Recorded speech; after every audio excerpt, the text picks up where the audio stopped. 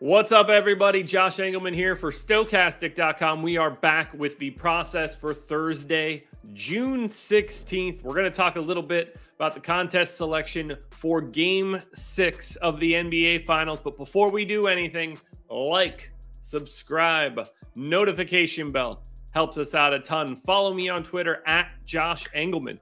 And come check us out on Playback tonight. Myself, Dave Loughran, maybe some extra people. So me and Laffy hanging out on Playback, watching the game, sweating DFS lineups, just shooting the shit, so to speak, sweating Laffy's bets, that's for sure. It's going to be a good time. Authenticate with your cable provider or like Hulu or YouTube TV, whatever you got. Come join the fun. Come watch us as we break down what could be the final NBA game of the year. Now, trying to roll my sleeves down, struggling.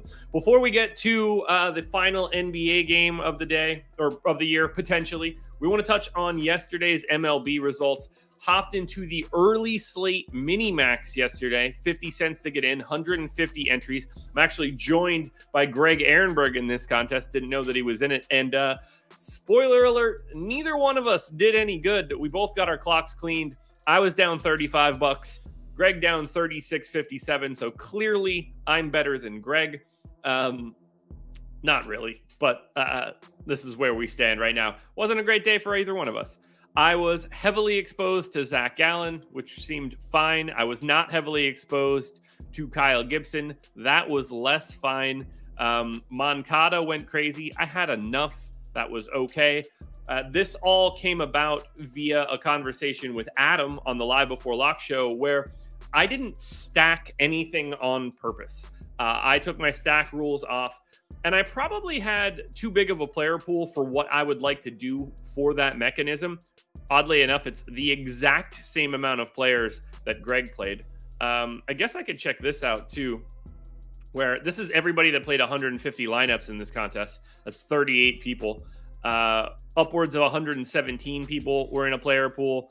At the bottom for AF retired, 55 only. Now, I prefer a smaller player pool to a larger player pool in this case. I'm a little bit on the higher side here, so it is something that I'm going to work to detail. But this was a different mechanism for testing this strategy out, and it is going to be something that I'm going to continue to do for baseball. And I want to see just what stacks did I actually get to. Now, you needed to be in the top 96, basically, to be in the top 1%. We got to 181st and to 220th, so we're basically in like the 97th, 98th percentile. I can't be too mad about that. We did get some strays, but as you can see, we still end up with stacks. And I can take a look quickly and see that we had 38 versions of 2-2s, 29 versions of 3-2s, 27 versions of a 2-2-2, and then not a lot of other stacking elsewhere, but we still ended up with a 4-man, a 4-2, just a fully stripped down stack across the board. We're going to test this out as we move forward, but we did have some thoughts about whether or not stacking is the be-all, end-all in a larger field contest moving forward. And this is going to be a nice test case to find out how well that works. We'll see how it goes. But ultimately, it didn't go all that well for me in round one, but not necessarily because of any sort of stacking problems. If we just want to look at the teams that I did have for yesterday, let's go ahead and remove the pitching spot, and then we'll move this team ranking over here. Let's go ahead and sum up my total ownership. We'll sum up Greg's total ownership. It's always fun to look at Greg's stuff too. So the highest scoring team, the team that you needed on the early slate, unquestionably, the Chicago White Sox. They scored 162 fantasy points for the guys that started. That is basically double the amount of the next closest team, which was the Astros. I was neutral to the field on the, let's make this smaller a little bit, on the White Sox. You know, nothing too crazy. Greg was heavy on AJ Pollock, a little bit lighter on Josh Harrison, but you needed Yohan Moncada, who I had, but not nearly enough. You needed Abreu. You probably needed Zavala. All these guys going for 20 plus is going to be huge. Just didn't have nearly enough of the White Sox. Needed a bigger stand there. My biggest stand yesterday, it was kind of spread out. It's relatively flat at the top. The Giants, the Tigers, the Twins, the Phillies, all basically the same, but it's not good when your second most exposed team has 12 total fantasy points. So that didn't go well. The Giants weren't very good. Minnesota and Philly were fine, but we're talking about the White Sox, the Astros, and the Diamondbacks being the 3 best teams. They were not my 4 best stacks. So you're going to have bad days in those cases. Greg, on the other hand, heavy on the Phillies. Wasn't all that useful. Houston helped him out a little bit. He did get up there, but San Francisco, he was right there with me for San Francisco. They were bad. He was, for the most part, right there with me for Detroit. They were bad. You needed to hit on Chicago. If you didn't have them in an aggressive manner, you probably weren't winning all that much money. Here, so let's look at this one. This is the guy that won it. Dane0944. Kudos to you, Dane. Actually, no, I'm going to go to the second guy, actually. Sappho2238. Played 111 guys. Had 2/3 of his lineup cash and finished second. I'm going to assume the Sappho gentleman had a lot of White Sox. So if I add him over here to the list, he had a lot of Houston. 425% to Houston. Basically just stacked up the Astros. Had enough White Sox to get by. What do his lineups look like? So that number 2 lineup ended up being a 4-4 White Sox Astros stack. But look at that. White Sox Astros, Astros White Sox, Astros White Sox. That's what got him to the top there. Just very, very concentrated ownership. I like what I'm seeing there. But for now, that's baseball for yesterday. Not good. I actually did jam into the main slate just because I wanted to play a little bit more. I don't necessarily consider it a part of this discussion. I actually played the mini max because I wanted to test out the no stacking thing again. If you didn't have the Padres scoring like 19 runs last night, you probably didn't do all that well, and I didn't really have that. So didn't go well yesterday at all on the baseball side. And honestly, for the first week, it's been pretty bad for baseball, but that's baseball. If you don't hit that one team, you're basically boxed out at the top. So you're going to have bigger swings in baseball than you do normally.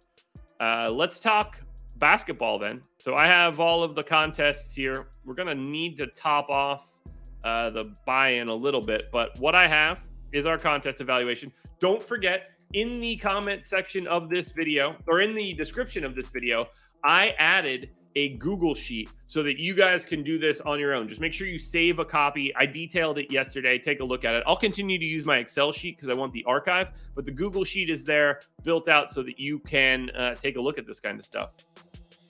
Let's make a new window here and we'll zoom in a little bit. We're going to go back to the games from Monday, and then we're going to arrange these windows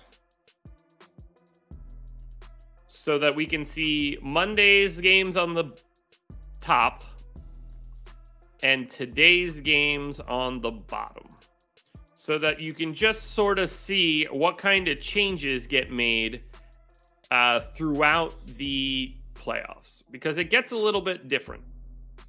So we'll start it off.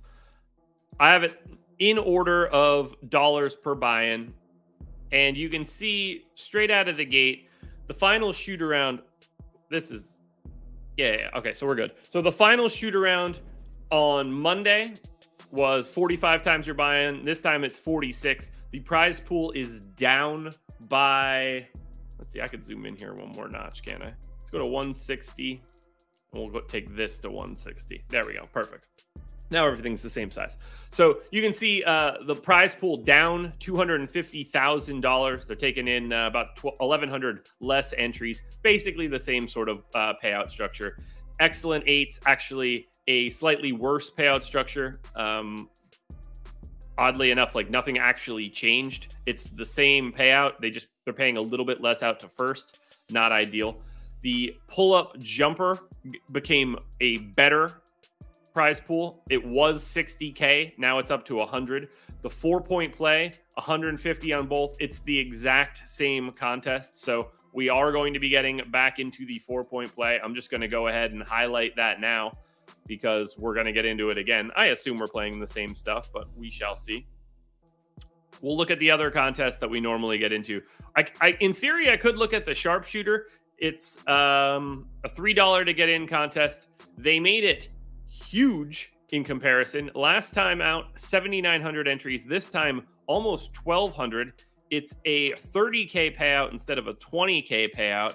And honestly, at a 37X you're buying, that might just be what we should be doing. But that would take me up to $140. So I can't do it. I'm just going to stick to the 4-point play. But if you've got a little bit less money, if you only have 60 instead of 80, feel free to go to the sharpshooter. It's a better contest than it was before. You know, I'm not going to get into the mini max or anything. So what I think we're going to do is just do the same thing that we've done for the past couple events. We're going to do the hot shot. We're going to do the high five. And we're going to do the high five. Now, they're not great payout structures, but when it comes to single entry stuff, you don't have to battle as many people. So I'm okay with that. It should be a softer contest. So what we have for the NBA for today is the same thing we've seen for the past 2 games. 4-point play, hot shot, and both high fives. Smack dab on to $99. So what I need to do now, first and foremost, top off, because we have golf lineups going right now. Unfortunately, we did lose out. One lineup is going to be dead in the water. We had Abraham answer, and he withdrew at like 6:40. I wasn't at my computer to make the changes. All right, let's see. We got our money back in. We're up to 99 bones. Let's go ahead and get into the 4-point play. Where are you hiding, 4-point play? There it is. So we'll be sweating these contests tonight on playback, myself and Laffy. Let's see, what do we want to go with? We'll do Al Horford in the captain spot. We'll do Tatum and Smart and Klay Thompson and Gary Payton. Leaves us 9,100. We'll take Andrew Wiggins. That's the placeholder for right now. Doesn't matter what it is. Just need something in there. And those guys should be playing today. We're going to go ahead and bulk enter.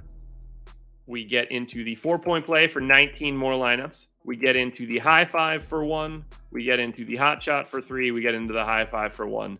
95 total dollars plus the 4 that we already had takes us up to 99. And that's our contest for today. That's going to cover NBA. Tomorrow we will be back for MLB contests. Again, we're going to continue our no stacking on purpose strategy. I'm going to make some tweaks. Maybe we'll talk about some of the tweaks that I'm making to my process tomorrow morning. It'll be a little bit easier of a day to attack, but I think I'm only on the deeper dive tomorrow. Let me double check that, so I know where people can catch me tomorrow. I am, let's see, Friday. I am on the deeper dive tomorrow at 4:45. You'll get an hour and 15 minutes of myself and Adam. We'll be able to detail out exactly what we're going to do, but my non-stack strategy will be coming up a lot on that show. That's my guess, because Adam is the guy that I bandied that about with. But that's where we're at, everybody. Thank you for joining us on the process. Shout out to PrizePicks for being the sponsor. Use the promo code Awesemo. Get $100 first match deposit bonus. If you put in 100, they will match with 100. We got a PrizePicks player prop tool on the website. Plenty of helpful articles and videos for you as well. You guys should check out PrizePicks. Thank you for joining me, guys. Back again tomorrow. This was The Process.